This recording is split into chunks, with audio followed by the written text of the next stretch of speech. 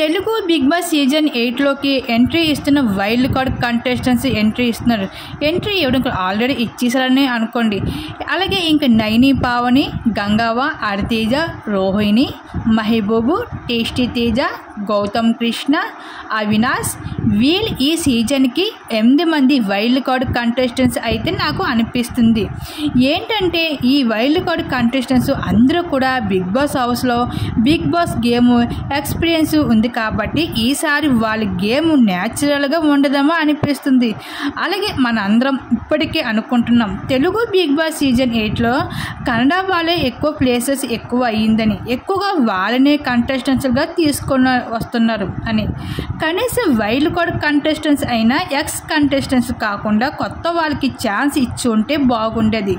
అలాగే గంగావను ఎందుకు సెలెక్ట్ చేశారో అనిపిస్తుంది. ఎందుకంటే ఆవిడ ఎలాగో ఫిజికల్ టాస్క్లు ఆడలేదు, మెంటల్గా స్ట్రెస్ అయిపోతుంది. అంత వయసు ఉన్న ఆమెని మెంటల్గా స్ట్రెస్ గురి చేయడం కూడా కరెక్ట్ కాదు.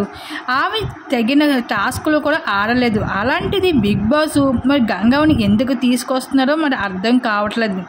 ఈ విధంగా బిగ్ బాస్ సీజన్ 8లోకి అయితే ఈ 8 మంది అయితే వైల్డ్ కార్డ్గా అయితే బిగ్ బాస్ హౌస్లోకి ఎంట్రీ ఇవ్వబోతున్నారు. మరి బిగ్ బాస్ హౌస్లో వైల్డ్ కార్డ్ ఎంట్రీపై మీరేమనుకుంటున్నారు? మీ అభిప్రాయాన్ని తప్పకుండా కామెంట్ సెక్షన్ షేర్ చేసుకోండి.